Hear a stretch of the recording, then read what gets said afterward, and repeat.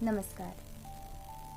आंतरिक मूल्यांकन के अंतर्गत एवं आदरणीय ललिता मैम के मार्गदर्शन में मैं दीप्ति गवली आज अपना प्रस्तुतिकरण देने जा रही हूँ। मेरे प्रस्तुतिकरण का विषय है वीर और श्रृंगार रस का समन्वय स्कंदगुप्त। स्कंदगुप्त जयशंकर प्रसाद द्वारा लिखा गया एक नाटक है। यह नाटक जब मैंने पढ़ा तो मैंने अपने मन के भावों को एक छंद का रूप देने का प्रयास किया। आप सबके सामने रख रही हूँ, सुनिएगा। स्कंदगुप्त नाटक की यही खास बात है कि शब्द शब्द सारे पढ़ते ही से सुनाई दे। स्कंदगुप्त नाटक की यही खास बात है कि शब्द शब्द सारे पढ़ते ही से सुनाई दे। गुप्त साम्राज्य के हैं पात्र ये सभी के सभी, गुप्त साम्राज्य के हैं पात्र ये सभी के सभी, एक एक पात्र खुली आंखों से दिखाई दे, एक एक पात्र खुली आंखों से दिखाई दे। नाटक में वीरता संग प्रेम का भी अंश है, नाटक में वीरता संग प्रेम का भी अंश है, और गीत नाटक को और रोशनाई दे, और गीत नाटक को और रोशनाई दे। प्रसाद जी का नाटक काव्य इतना मधुर है कि, प्रसाद जी का नाटक काव्य इतना मधुर है कि मन बार बार इसे पढ़ने की दुहाई दे, मन बार बार इसे पढ़ने की दुहाई दे। जयशंकर प्रसाद द्वारा लिखा गया यह नाटक, जिसमें स्कंदगुप्त वीर हैं, योद्धा हैं एवं युवराज हैं। इस नाटक में और भी पात्र हैं जो कि वीर हैं, योद्धा हैं और अपने राज्य को हुणों के आक्रमण से बचाने के लिए युद्ध लड़ रहे हैं। स्कंदगुप्त नाटक में मुख्यतः वीररस की प्रधानता है। वीररस शत्रु का उत्कर्ष, दीनों की दुर्दशा, धर्म की हानि आदि को देखकर इसको मिटाने के लिए किसी के हृदय में उत्साह नामक भाव जागृत हो और वही विभाव, अनुभाव तथा व्यभिचारी भावों के संयोग से रस रूप में परिणत हो, तब वीररस होता है। वीररस में उत्साह के कुछ प्रकार हैं। आलंबन भेद के आधार पर उत्साह 4 प्रकार का होता है। शत्रु के उत्कर्ष को मिटाकर आत्मोद्धार का उत्साह, दीन के दुख को दूर करने का उत्साह, अधर्म को मिटाकर धर्म का उद्गार करने का उत्साह, सुपात्र को दान देकर उसके कष्ट दूर करने का उत्साह। वीररस के मुख्यतः 4 भेद हैं: युद्धवीर, दयावीर, धर्मवीर, दानवीर। इस नाटक में वीररस का एक गीत है जो मैं आपके सामने प्रस्तुत करने जा रही हूँ। हिमालय के आंगन में उसे प्रथम किरणों का दे उपहार, उषा ने हंस अभिनंदन किया और पहनाया ही रखा। जगे हम लगे जगाने, विश्वलोक में फैला फिर आलोक, व्योम तम पुंज हुआ तब नष्ट, अखिल संस्कृति हो उठी अशोक। विमल वाणी ने वीणा ली, कमल कोमल कर में सप्रीत, सप्त स्वर सप्त बिंदु में उठे, छिड़ा तब मधुर साम संगीत। बचा कर बीज रूप से सृष्टि, नाव पर झेल प्रलय का शीत, अरुण केतन लेकर निज हाथ वरुण पथ में हम बढ़े अभीत। सुना है वह दधीची का त्याग, हमारा जातीयता विकास, पुरंदर ने पवी से है लिखा, अस्ति युग का मेरा इतिहास। सिंधु सा विस्तृत और अथाह एक निर्वामित का उत्साह, दे रही अभी दिखाई, भग्न मग्न रत्नाकर में विहरा। धर्म का लेकर जो नाम हुआ करती बलि कर दी बंद, हमी ने दिया शांति संदेश, सुखी होते देकर आनंद। विजय केवल लोहे की नहीं, धर्म की रही धरा पर धूम। भिक्षु होकर रहते सम्राट, दया दिखलाते घर घर घूम। यवन को दिया दया का दान, चीन को मिली धर्म की दृष्टि। मिला था स्वर्ण भूमि को रत्न, शील के सिंहल को भी सृष्टि।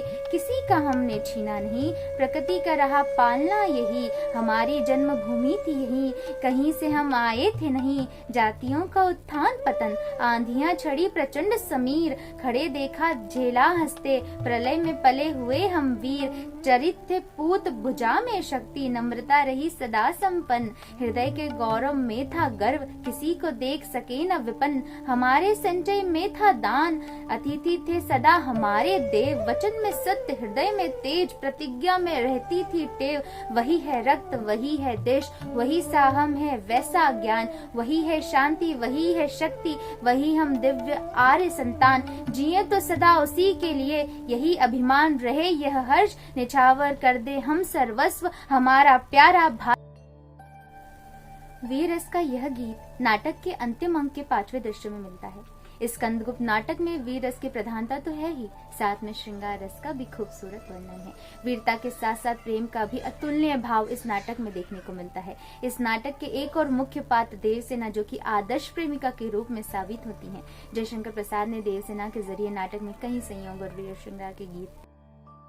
श्रृंगार रस, जब विभाव, अनुभाव और व्यभिचारी के संयोग से रति नामक स्थायी भाव रस रूप में परिणत हो, तब वहाँ श्रृंगार रस होता है। श्रृंगार यानी आभूषण, काव्य का आभूषण। नायक और नायिका के मन में संस्कार रूप में स्थित रति या प्रेम जब इस रस की अवस्थाओं को पहुंचकर आस्वादन के योग्य हो जाता है, श्रृंगार रस को रसों का राजा माना गया है। इसकी उत्पत्ति के लिए स्थायी भाव रति जिम्मेदार है।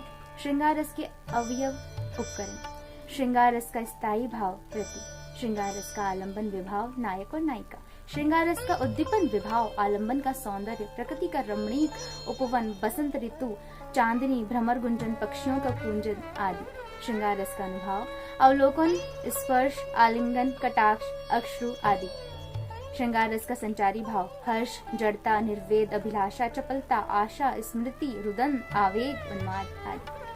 श्रृंगार रस मुख्यतः दो प्रकार के होते हैं, संयोग श्रृंगार रस, वियोग श्रृंगार रस। संयोग श्रृंगार रस, संयोग काल में नायक और नायिका की पारस्परिक रति को संयोग श्रृंगार रस कहा जाता है। इसमें संयोग का अर्थ है सुख की प्राप्ति होना। वियोग श्रृंगार रस, एक दूसरे के प्रेम में अनुरक्त नायक और नायिका के मिलन का अभाव, विप्रलंभ श्रृंगार यानी वियोग श्रृंगार रस कहा जाता है। स्कंदगुप्त नाटक संयोग और वियोग श्रृंगार के भावों को व्यक्त करते हुए कई गीत हैं। इस नाटक में देवसेना की वेदना का मार्मिक चित्रण किया गया है। कई गीत मात्र गुप्त के द्वारा भी गाए गए हैं, विजया के द्वारा भी गीत गाए गए हैं, जो कि श्रृंगार रस पर आधारित थे। संयोग और वियोग दोनों भावों को जयशंकर प्रसाद ने बखूबी दर्शाया है। एक गीत विजया के द्वारा स्कंदगुप्त के लिए गाया गया प्रस्तुत है। अगरू धूम की शाम लहरिया, उलझी हो इन अलकों में, व्याकुलता लाली के डोरे, इधर फंसे हो पलकों में। अगरू धूम की शाम लहरिया। चतुर्थ अंक के द्वितीय दृश्य का यह गीत नर्तकियों द्वारा गाया गया है, प्रस्तुत है। भाव निधि में लहरियां उठती तभी, भूल कर भी स्मरण होता कभी। मधुर मुरली फूक दी तुमने भला, नींद मुझको आ चली थी बस अभी। सब रगों में फिर रही है बिजलियां, नील नारद क्या न बरसोगे कभी। आह वेदना मिली विदाई, आह वेदना मिली विदाई, मैंने भ्रमवश जीवन संचित मधुकरियों की भीख लुटाई। आह वेदना मिली विदाई, आह वेदना मिली विदाई। छल छल थे संध्या के श्रमकण, आंसू से गिरते थे प्रतिक्षण, मेरी यात्रा पर लेती थी नीरवता अनंत अंगड़ाई, आह वेदना मिली विदाई, आह वेदना मिली विदाई। अंतिम बंद सुना रही हूँ इसका। लौटा लो यह अपनी थाती, मेरी करुणा हा हा खाती, लौटा लो यह अपनी थाती, मेरी करुणा हा हा खाती, विश्व न संभलेगी यह मुझसे, इससे मन की लाज गवाई, आह वेदना मिली विदाई, आह वे।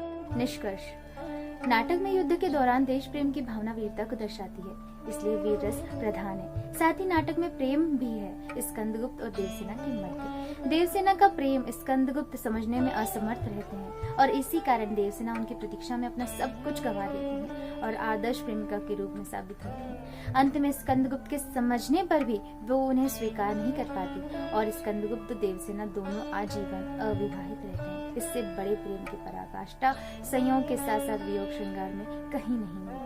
इसी कारण इस नाटक में श्रृंगार रस भी प्रधान है। दोनों रसों के समन्वय से यह नाटक नए आयाम छूता है। वीर और श्रृंगार रस से यह नाटक सार्थक होता है। धन्यवाद।